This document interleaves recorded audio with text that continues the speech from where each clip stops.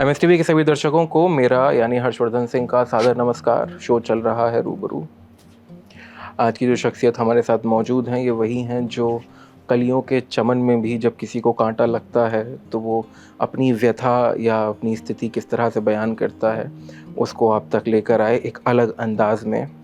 और of the camera भी अभी उनसे मैं बात कर रहा था कि हमारी चारित्रिक विशेषताओं पर ठप्पा लगने के पीछे का बहुत बड़ा कारण वो रहे हैं। जी, कई बार आप जब एक किसी श्रृंखला में होते हैं तो बदलाव उसमें एक जगह आता है, या तो आप बस उस बदलाव में रुक जाते हैं या फिर आप उस बदलाव से आगे निकल जाते हैं। अब ये बदलाव की बात क्यों कर रहा हूँ, क्योंकि एक ज़माना था जब पुराने गानों को नई बीट के साथ परोसा गया था, तो एक बहुत बड़ा पक्ष था जिसने कहा कि ये पुराने गानों के साथ क्या हो रहा है, मगर आते आते आज वही गाने उन बीट्स के साथ बड़े खूबसूरत लगते हैं। हैरी आनंद साहब हैं 19 जो मुझे अभी याद पड़ रहे हैं, मेरी समझ से और ज़्यादा भी हो सकते हैं, ऐसे ही हिट्स देने वाले हमारे साथ मौजूद हैं आज हैरी आनंद साहब। बहुत बहुत स्वागत है आपका। Hello, how are you? I'm All good, good. sir. Thank you so much for taking out time to नहीं come नहीं down यार, to it's our an place. honor to be here. It's an honor for me to meet the person, like the way I was saying off camera about that whole thing which happened. Harry साहब, आपका एक जो अभी तक लोगों के कानों से नहीं उतरता है वो पूरी एल्बम जो थी, तो पूरा एक ऑरा क्रिएट हुआ। और बहुत पहले की ये बात है, मैं अगर करूँ 1994 I think your first album which came out. नहीं, जो सबसे पहला रीमिक्स वीडियो के साथ जो आया था वो था कोई सहरी बाबू दिल लहरी बाबू जी 98 में 98 में आया था। और 94 में आपने पहली बार मेरे ख्याल से म्यूजिक प्रोफेशनली किया था आपने जी। एक ट्रांजिशन का दौर था वो वाला, बहुत बड़ा, क्योंकि उससे पहले हम बहुत एकदम बिल्कुल मेलोडी में थे कि जब नदीम श्रवण जी थे, आनंद साहब थे और जतिन ललित जी थे, ये सब बहुत मेलोडियस म्यूजिक। और उसके बाद फिर बीट्स इंट्रोड्यूस होने लगे। तो उस ट्रांजिशन का हिस्सा और वो सारी चीज़ें मैं आपकी ज़बानी उसे जानना चाहता हूँ कैसा। मैं अभी आपका नीचे AAFT का प्रोग्राम कर रहा था, ओरिएंटेशन। तो मुझसे स्टूडेंट में जब जानना चाहा तो मैं यही बताने की कोशिश कर रहा था कि उस टाइम पर पुरानी मेलोडीज़ रेडियो में सुनते थे या कैसेट्स में सुनते थे तो लगता था यार ये इंग्लिश बीट के ऊपर क्यों नहीं है, ये हमारा बहुत सिस्टम अलग है हॉलीवुड से। बॉलीवुड म्यूज़िक हॉलीवुड से अलग क्यों है, तो मुझे ये था ये हॉलीवुड और बॉलीवुड को मिलाया जाए। अच्छा, तो यही सोच के मैंने वो पुराने गाने कांटा लगा, कलियों का चमन, चढ़ती जवानी, सैया दिल में, परदेसिया, कभी यार कभी पार, बाबू छैल छबीला, बदन पे सितारे, एंडलेस लिस्ट है वो सारे गाने। बिल्कुल। उनको इंग्लिश बीट्स के ऊपर बिठा के मैं लेकर आया और वो न्यूनेस थी बहुत, वो साउंड, वो डिजिटल साउंड जो एक अप बीट साउंड जिसको बोलते हैं, उसने एक ऐसा ट्रेंड, एक ऐसा दौर लाया कि 10 साल सिर्फ रीमिक्स ही चल रहे थे। और मेरा सिर्फ लक्ष्य ये था कि ये इतनी ब्यूटीफुल मेलोडीज़ हमारे लेजेंडरी कंपोजर्स ने बनाई हैं, इसको खाली पुरानी ही जनरेशन क्यों सुने, इसको नई जनरेशन क्यों ना सुने। तो वो मेरा एक उद्देश्य था उनको करने का, और उन बीट्स को फिर मैंने इन कॉम्पोजिशन के साथ यूज़ किया, तो फिर आप जैसे लोगों पे इल्ज़ाम लग गए। सर ये बड़ा खूबसूरत था, मैं कारण बताता हूँ उसके पीछे, क्योंकि देखिए कई बार म्यूज़िक जो है हमारे जहन, रूह की खुराक जो संगीत और खुशबू मानी जाती है, और वो हमारे जहन में रह जाते हैं याद बतौर। तो ये जो सारी चीज़ें हुई आज भी एक पूरी पर्सनैलिटी को डेवलप करने में, क्योंकि उस समय हमने वो म्यूज़िक सुना तो आज एब्जॉर्प्शन अलग है उस लिहाज से। सर आपने अभी जो बात कही ये वाली कि पुराने ही लोग क्यों सुने, उसको नए कलेवर के साथ क्यों ना पेश किया जाए। यही सेम इंटरव्यू में एक बार मैंने सुना था मरहूम उस्ताद नुसरत फतेह अली खान साहब को कहते हुए, उन्होंने बहुत रेंडिशंस अलग चेंज किए थे और आप you are a part of that whole. मैंने भी उनकी एक एल्बम रीमिक्स की थी 95 में जी, और उन्होंने बहुत मेरे को तारीफ़ करी उसकी, और मुझसे फ़ोन पे भी बात हुई एक बारी पाकिस्तान से, और मैं उनसे मिल भी पाया। दिल्ली में शरीफ फोर्ट पे आए हुए थे वो, शरीफ फोर्ट ऑडिटोरियम जी, तो उनसे मुलाकात भी हुई, चंद मिनटों के लिए भली हुई। बट गुलशन जी ने मुझे वो एल्बम दी थी उनके कंसेंट से, और फिर मैंने बोला जी ये मुंडा है, ये थोड़े गाणियां मॉडर्न करेगा। तो खान साहब तो ऑलरेडी सब इंटरनेशनल लोगों के साथ काम कर रहे थे, और कहते हैं मैं इतना छोटा था कि मुझे अक्ल भी नहीं थी कि मैं कितने बड़े उस्ताद, कितने बड़े लेजेंडरी फिगर के साथ काम करूं। तो तो ये कहते हैं कई बार आपकी झोली में आके चीज़ें पड़ जाती है, शुरुआत ही वहाँ से हुई। तो शायद वही आशीर्वाद है कि आज 25 साल बाद भी म्यूज़िक कर रहा हूँ कंसिस्टेंसी में। कई बार शायद हमें पता भी नहीं होता डेस्टिनी जो हमारे लिए लिख रही होती है, बहुत खूबसूरत वाली चीज़ है। अब रीमिक्स की क्योंकि बात चल हो रही है तो उसी पे नुसरत साहब की भी बात आई, तो अभी हाल फिलहाल में या फिर 1 आध साल तकरीबन हो गया, उनकी एक कव्वाली थी मेरे रश्क कमर, बहुत पुरानी कव्वाली, उसके एक बहुत ही अपडेटेड वर्जन, वो भी रीमिक्स, वो अब आया। और उसके बाद तो एक बाढ़ की तरह ये चीज़ें आई, सैलाब की तरह, और सब लील गई हैं। तुम्हें दिल लगी राहत भाई ने किए, बिल्कुल, अपना रश्क कमर भी मेरे रश्क कमर किया, और उसके बाद अभी एक बोल कफारा जो है क्या होगा, उसका भी एक अलग रीमेक के तौर पे आया। जी, मैं एक्चुअली सवाल जो मेरा था वो ये कि नुसरत साहब की कव्वालियाँ उनको लोग रीमेक कर रहे हैं, सुन रहे हैं, और क्योंकि आप पे जिम्मेदारी के तौर पे मैं इस चीज़ को डालता हूँ, क्योंकि उस समय ये आपने किया हुआ, nobody was even thinking about it. और बहुत सारे ऐसे सिंगर हैं, 2-1 के नाम अगर मैं शायद लूँ, जैसे मरहूम हबीब पेंटर साहब कव्वाल जो हुआ करते थे, बहुत बड़ा साबरी ब्रदर्स, बिल्कुल साबरी ब्रदर्स हैं, और साथ ही एक पाकिस्तान ही के थे बदर मियादाद साहब, कव्वाल साहब।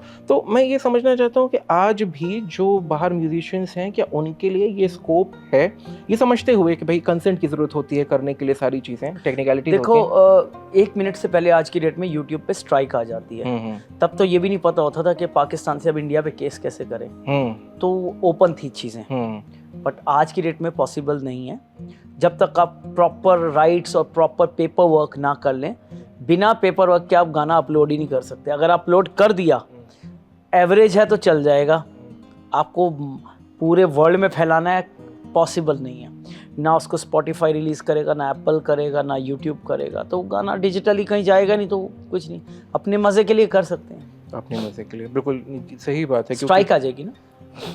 ये एक और बड़ा पक्ष है, इसी पे थोड़ी सी बात करने की कोशिश करते हैं। जो नीचे भी स्टूडेंट जिनसे आपकी बात हुई, understanding music is different thing, the emotions is different thing. आप एआई तक भी लेके गए सारी चीज़ों को, और वहाँ पे इमोशंस का पूरा बाइफिकेशन भी आपने बड़े अच्छे से वहाँ पे स्थापित किया। तो ये जो सारा पेपर वर्क है और पूरा रेड टेपिज्म है या जो भी कुछ है, क्या ये किसी एक आर्टिस्ट को आज भी डीबार करता है कुछ एक्सील करने से, कहीं पहुँचने से? बिल्कुल भी नहीं। आप ज़रूरी नहीं है कि आपको यही करना है, म्यूज़िक के अंदर आप नया उस्ताद खड़ा कर सकते हैं ना। फॉर एग्ज़ाम्पल मैं कई बार अजीब सी चीज़ करता हूँ जो बहुत लोगों को मालूम नहीं है। मैं कई बार रिमोट जगहों पे चला जाता हूँ और वहाँ के जो देहात के सिंगर्स हैं, मैं उनको बैठ के उनके साथ खाट के ऊपर भी म्यूज़िक रिकॉर्ड कर लेता हूँ कई बार, कि मुझे पैसे देता हूँ, उनसे पेपर लेता हूँ, उनको पैसा देता हूँ और उनको लोकगीत ही गवा लेता हूँ कि चलो इसको कुछ नया सैंपल बना के कुछ नया क्रिएट करें, क्योंकि उनके एक्चुअल सैंपल्स मिलते हैं। बिल्कुल। तो क्यों ना फॉरेन वाले ले रहे हैं तो मैं क्यों ना लूँ, और उनको पैसा भी मिल रहा है, उनको फेम भी मिल रहा है, और यू नेवर नो 10 में से 4 कौन से अगले उस्ताद बन जाएं। तो ये एक एक्सपेरिमेंट है, आपकी शिद्दत कितनी, आपका इंटरेस्ट कितना है, आप के अंदर जुनून और आपके अंदर पागलपन कितना है कि आप कुछ अलग करना चाहते हो। यदि मैं ये खुश हो जाऊँ कि आज मेरे पास पैसा है, नाम है, हर जगह मेरे गाने रिलीज़ हो जाते हैं, सब कुछ है, तो मैं आराम करूँ, मुझे क्या करना है, कुछ और करने की चाह जो है ना वो मरनी नहीं चाहिए। बिल्कुल बिल्कुल, वो ललक मेरे ख्याल से जिंदा रहनी चाहिए। तो वो जो है जिंदा रहनी चाहिए, आपके अंदर भूख बड़ी इंपॉर्टेंट है। बिल्कुल, भूख से याद आया दिल्ली, और दिल्ली से याद आया फिर कि आपकी जो एक जन्मभूमि के तौर पे हम कहें या फिर द प्लेस यू बिलोंग, वो दिल्ली है। और कारोबार के तौर पे हीरे जवाहरात और ज्वेलरी का सारा काम था, तो वो सोने की तार बनाते बनाते ये दिल की तार और गिटार की तार तक का सफर कैसा था? इतनी अच्छी डिस्क्रिप्शन दी, एनेक्डोट। सोने की तार से गिटार की तार तक कहाँ पहुँच गए, गहनों से गानों तक का सफर। ये मेरे अंदर, मुझे फादर ने बोल दिया था ज्वेलरी डिज़ाइनिंग में जाओ, एंड मैंने सीखना भी शुरू कर दिया ज्वेलरी डिज़ाइनिंग, बट मुझे वहाँ पर भी मेरे कानों में सिर्फ म्यूज़िक ही सुनाई देता था, तो मुझे लगता था मैं ये काम के लिए नहीं बनाऊँ। एंड फाइनली शायद मेरी डेस्टिनी में लिखा था कि मुझे बम्बई जाना है, तो एल्डर ब्रदर को ब्रेक मिल गया बहुत अच्छा बम्बई में, तो उनका झांझरिया गाना जो था सुनील शेट्टी जी पे, वो एज अ लिरिक राइटर और कंपोज़र था जो कि अन्नू जी के म्यूज़िक में आया। तो वो एक निकलने के बाद उनके मासूम फिल्म आई थी, सिल्वर जुबली हो गई थी फिल्म। तो वो फिल्म के बाद उन्होंने इकट्ठी 25-30 फिल्म पहले ही साल में साइन कर ली, और जो कि गिनती जाते जाते 150-200 फिल्मों तक चली गई। तो मेरे लिए 94 में ही मैं बोला मैं भैया के पास जा रहा हूँ, और वो एल्बम्स में फिल्मों में चले गए, मैं एल्बम्स में आ गया। तो मैंने वो इंडिया में एक दौर सा शुरू किया रीमिक्सेस का। तो वही एक आइडिया था जो आइडिया लेके कि ये गाना जो मैं चलते चलते मेरे ये गीत, या आते जाते खूबसूरत आवारा सड़कों पर, ये इतने प्यारे प्यारे लता जी के गाने, ये खाली मोनो रिकॉर्डिंग तक सीमित क्यों रह गए? इनको अब मॉडर्न रिकॉर्डिंग में मॉडर्न बीट्स के साथ क्या कब लाएगा और कौन लाएगा? तो वो एक मेरा उद्देश्य बन गया था, और फिर मैंने ये शुरुआत कर दी। आपने अपने बड़े भाई की बात करी, तो वो कुछ गाने के जो कि कान से मेरे ख्याल से कभी उतरते नहीं हैं। कान से ना उतरने का मतलब कि उसके चाहे मुखड़ा हो, चाहे अंतरा हो, कुछ भी हो, कहीं से आपके कान में पड़ेगा तो आप वहीं से उसे गुनगुनाने लग जाएंगे। उन गानों के लिए उनके साथ कैसा और किस तरीके से आज भी जैसे हम उनके गाने सुनते हैं तो उनका इम्पैक्ट आप पे किस तरह से पड़ा? क्योंकि जॉनर थोड़ा सा अलग हो गया था नौजवान। नहीं, वो he is like a mentor, मेरा बहुत प्यार है उनके साथ। और इनफैक्ट परसों ही उनका एक गाना रिलीज हुआ है, अब जाके तू मेरा इंतकाम देखेगी। ओके। पार्ट 2, पार्ट 1 भी उनका था। जी जी जी। और ठुकरा के मेरा प्यार, ठुकरा के मेरा प्यार, मेरा इंतकाम देखेगी। अभी उसका नया आया इंतकाम पार्ट 2। अच्छा। हाँ, परसों ही रिलीज हुआ है, और काफ़ी अच्छा पॉपुलर हो गया। ऑलमोस्ट 1 लाख से ऊपर रील्स भी बन गए हैं उसके ऊपर 2 दिन में। तो उनके साथ सीखने का मौका यही है कि समंदर है, और समुंदर से आप डब्बे निकाल लो, समुंदर को क्या फ़र्क पड़ना है, जितना गहरा आप गोता लगा सकते हो। हाँ, तो वो उनके अंदर खूब गोते लगाए, उनसे सीखा भी, और इम्प्रोवाइज़ करते चले गए। एंड मैं मॉडर्निटी में चला गया, क्योंकि एल्बम में आप एक्सप्रेस कर सकते हो, आपको सिचुएशन की ज़रूरत नहीं है। बिल्कुल।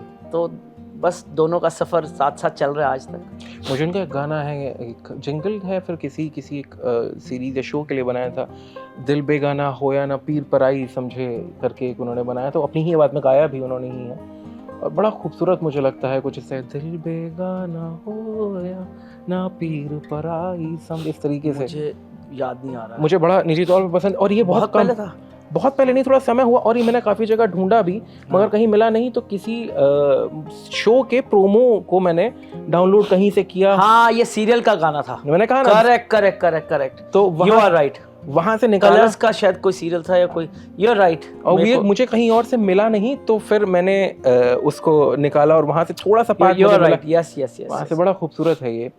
थोड़ा सा सीरियल की तरफ की बात करते हैं। आपने बच्चों को बताया कि it's just not about main stream के केवल मूवीज़ में ही गाने देने हैं और एल्बम ही करनी है, उसके अलावा बहुत सारी चीज़ें होती हैं, जिंगल हैं, ये अब एआई की भी बात हुई तो दोनों को मर्ज कर देते हैं। एआई के आने के बाद और कौन कौन सी विधाएं आपको लगता है और खुल जाती हैं? एआई के आने से कुछ नहीं होगा।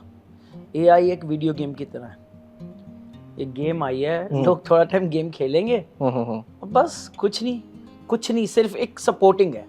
सपोर्टिंग कैसे है कि आपने धुन बना ली है, आपने बीट बना लिया है, अब नीचे लेयरिंग करनी है जी, कॉर्ड डाल दिया, टेम्पो डाल दिया, शायद कुछ आपको छोटे मोटे सैंपल मिल जाए। ओके, आप पूरा का पूरा गाना एआई से बोल दोगे बना दे, वो एक घूमेगा एल्गोरिदम, एक धुन निकाल के दे देगा, उसका कुछ मतलब नहीं है। आपको बोल चाहिए, आपको गायकी चाहिए, आपको अदायकी चाहिए, आपको मतलब there is a better ways to make music.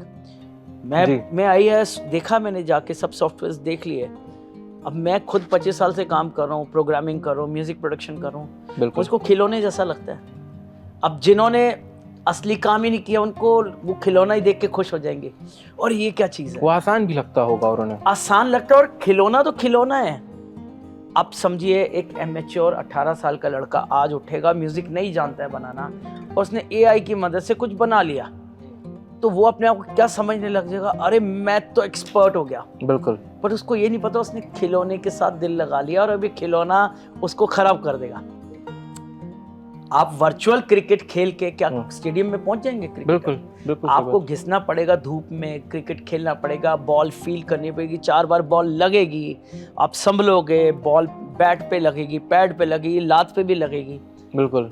इससे बड़ा क्या एग्जांपल दूंगा मैं? बिल्कुल सही बात है, स्लेजिंग भी होगी, सब अब कुछ होगा। आपको मैं वर्चुअल क्रिकेटर खेल के छक्के मार रहा हूँ और मैं क्रिकेटर बन गया। बिल्कुल। तो ये वर्चुअल म्यूजिक है, इसका कोई मतलब नहीं है। ये आप 10 साल बाद भी इंटरव्यू मेरा दिखा रहे होगे लोगों को, क्योंकि ये मेरा एक्सपीरियंस बोल रहा है। मैं सही में दिखाना चाहता हूँ, और मैं इसलिए जो कह रहा हूँ मैं ये दिखाना चाहता हूँ। एक्सपीरियंस बोल रहा है कि ये AI कभी भी ओरिजिनल म्यूजिक की जगह नहीं ले सकता। आपको थॉट दे देगा। बिल्कुल। आप AI चैट GPT में डालोगे मुझे बरसात में गाना दे दे, वो बरसात में गाना लिख के दे देगा, कुछ लिख के भी दे देगा, बिल्कुल। बट आइडिया मिल जाएगा, तुकबंदी जोड़ के आप गाना लिख सकते हो। राइटर्स के लिए फिर भी एक थोड़ा सा योगदान है। आप जो जो बोलते जाओगे इसमें ये चेंज कर दो, वो लफ्ज मिल जाएंगे, शायद लफ्ज मिल जाएंगे, मीटर भी शायद मिल जाए, चलो लेट्स अज्यूम। आप धुन कहाँ से बनाओगे उसकी? बिल्कुल। मीटर में उसको बिठाना है, उसको किस टेम्पो में डालना है, इतने वेरिएंट हैं। बिल्कुल सही इतने वेरिएंट हैं। हम 4 कीज का टैची पे ताला मारते हैं ना तो कोई खोल नहीं सकता, और इतने वेरिएंट हैं उसके अंदर, वो कुछ भी बना देगा भलता सा। अब आप ओरिजिनली आप उसको किसी भी स्केल में बना लो, किसी भी टेम्पो में बना लो। आपको स्लो टेम्पो में बनाना था, आपको अप टेम्पो में बनाना था, आपको 3-4 बीट में बनाना था, 4-4 बीट में बनाना था, 6-8 में बनाना था, 7-8 में बनाना है, किस बीट पे बनाना है, बिल्कुल 2-4 में बनाना है, तो कोई तो लिमिट ही नहीं रह गई। तो आपको AI एक रैंडम गोलमोल करके कुछ धुन दे देगा जो लगेगा, मगर आप ये नहीं कह सकते कि ये हिट होगी और बाजार में बिक जाएगी। बिल्कुल। उसकी शेल्फ लाइफ के बारे में भी कोई बात नहीं की जाता। शेल्फ लाइफ तो छोड़ो, कुछ लेगा भी नहीं शायद, मुझे लगता है। बिल्कुल बिल्कुल। कोई 1000 में एक तुक्का लग गया, बात अलग है। वो भी शायद मेरे ख्याल से तुक्के वाली ही बात, फ्लूक जो जिसे आजकल बोलते कला हैं। जानता है उसको सेटिस्फेक्शन मिल ही नहीं सकती। वो कहेगा ये मेरा बच्चा ही नहीं, इसको अपना बच्चा कैसे कह लूं? एग्जैक्टली, दैट्स नॉट अपना बच्चा तो अपना है ना। हरी साहब, चलते चलते बस आखिरी में, वैसे मैं चाहता तो ये था गाना गवाऊँ, और मैं गवाऊँगा भी, छोड़ूंगा नहीं इस चीज़ को। एक आजकल एक जॉनर और बहुत ज़्यादा फ्लरिश हो रहा है, और जितने बड़े लेबल्स हैं वो अपने यूट्यूब चैनल्स पर स्पेसिफिकली अपने गानों का वो वर्जन, दैट इज लोफाई। मैं बोलने ही वाला था, बिल्कुल मेरे मुंह से निकलने वाली थी लोफाई वर्जन। बिल्कुल बिल्कुल बिल्कुल। अरे बहुत बहुत ज़्यादा चल रहा है। मैं आपका उससे एक आइडिया समझना चाहता हूँ, what do you understand with that, and ये इतना फ्लरिश होने के पीछे कारण क्या है, और आप इसमें भी कुछ कर रहे हैं? Do you have like anything on the way किया है क्या? सी, मैं लोफाई को एडवांस वर्जन में कर रहा हूँ। ओके। मैं लोफाई नहीं कर रहा हूँ, क्योंकि लोफाई एक सॉफ्टवेयर में ही सिस्टम आ गया है, गाने को लोफाई कर देता है वो। ओके। अब वो वही बात आ गई, खिलौना लगे, क्या कर रहे हैं यार। अब चंद बच्चों ने कर दिया लोफाई, अब वो सबको अच्छा लग रहा है। आप समझो, AI ने लोफाई कर दिया, गाने को 2 ट्रैक के अंदर प्लग इन मारा, रेंडर निकल आया। आपने क्या किया उसमें? आपने कोई भी गाना, अब मान लो लोफाई गाना ही कंपोज कर दिया, तो उसकी पिच बेंड कर दी, रिवर्ब बढ़ा दिया, ब्लीमिश उसका थोड़ा सा कर दिया, एम्बिएंट कर दिया, और थोड़ा शराबी, मदहोशी, लेजी, जो कि मिडनाइट आपको बॉदर नहीं कर रहा। जैसे रिकॉर्ड प्लेयर में, पुराने रिकॉर्ड में आते ना, दिल जलता केएल सहगल साहब वाला जलने, अब रिकॉर्ड प्लेयर फिर अटक जाता है, थोड़ा विब्रेटो आ रहा है। एग्जैक्टली, विब्रेटो। अब मैंने एग्जैक्ट आपको एग्जांपल दे दिया। हम भी सुनते थे पुरानी पिक्चर की, कोई नॉस्टैल्जिया कुछ आ रहा है तो अचानक ढीला सा रिकॉर्ड, वो रिकॉर्ड प्लेयर ना सीधा नहीं चलता, तो थोड़ा बबल होता है, जहाँ हेड होता है बबल होने से पिचिंग होती है, हरकत में भी पिचिंग आती है, उसको लोफाई बोल रहे हैं। ओके। अब वो नॉस्टैल्जिया क्या है? Lazy music, you know, dim light, late night, 3 बजे के बाद का गाना, कुछ हल्का हल्का ब्लूज वाला, ब्लूज फील आ रहा है। But there are way to do lofi song, there are ways to do, but अब ये चल रहा है। हमारी एक अलग जनरेशन है जिसके लिए चल रहा है। बहुत सी जनरेशन को ये समझ भी नहीं आएगा, but again it's a fashion. It's a fashion like normal jeans, torn jeans, bell bottom jeans, short jacket, long jacket, आजकल ओवरसाइज का जमाना है, शॉर्ट्स, बिल्कुल। तो अब बलून बैगी, तो ये एक फॉर्मेट है, चल रहा है, फैशन है। सो मतलब मुझे नहीं फैसिनेट करता, बट यस, मैं शायद बना भी दूंगा कि चलो एक गाना वैरायटी के लिए कर देते, लोफाई भी किया है। बिल्कुल बिल्कुल। नहीं, रीजन क्या है कि अभी एक कंजम्पशन के ऊपर भी बहुत बड़ी चीज होती है, कंज्यूम क्या हो रहा है, जो कंज्यूम हो रहा है बिकॉज डिजिटली डिमांड है। लोग मुझे बोला गया लेबल से, अच्छा, मुझे बोला गया 1-2 लेबल से, लोफाई गाना कर दीजिए ना इसका, तो शायद मैं कर भी दूंगा, but again it's a fashion, it's not a prominent music. आप सिनेमा में फिल्म रिलीज करो और डाल दो उसमें लोफाई गाना, फिर देखो ऑडियंस कैसे भागती है थिएटर से। बिल्कुल, आप बैकग्राउंड के तौर पे यूज कर सकते हैं शायद 1-8%। हाँ, आप बैकग्राउंड में यूज कर सकते हैं, आप गाना फाइल उबासियां मार के ऑडियंस बाहर थिएटर से। So you never know, after 20 years generation भी लोफाई हो गई तो शायद एक ट्रेंड आ जाए। पर इट्स अगेन सबकी अपनी प्रतिक्रिया है। मुझे भी बहुत गालियां पड़ी थी जब मैं रिमिक्सेस कर रहा था, हमारे गानों को डैमेज कर दिया, ये कर दिया। So I take it as a fashion. So नहीं, ये बिल्कुल सही चीज़, और मैंने इसलिए ये सवाल आपसे आपके सामने रखा क्योंकि वो सारी चीज़ें आपने क्योंकि की भी हैं, एक नई सोच, कुछ नया करना और कंजम्पशन उसका बहुत ज़्यादा था उस समय में जब आपने रीमिक्स किए। तो बहुत एक जो उस समय का जो आपके मिलेनियल्स बोले जाते हैं, आप जेन ज़ी आ गए हैं, तो मिलेनियल्स जो सारे 90s वाले जितने भी थे, क्योंकि हम 90s के, उनके लिए that was like the hype at that time. वो चलाना है, जब फिलिप्स ने निकाले थे अपने वो मल्टी सीडी वाले कैसेट वैसेट सब चला करती थी, एक एंटीना भी रहता था, तो बड़ी खूबसूरत दुनिया थी वो वाली।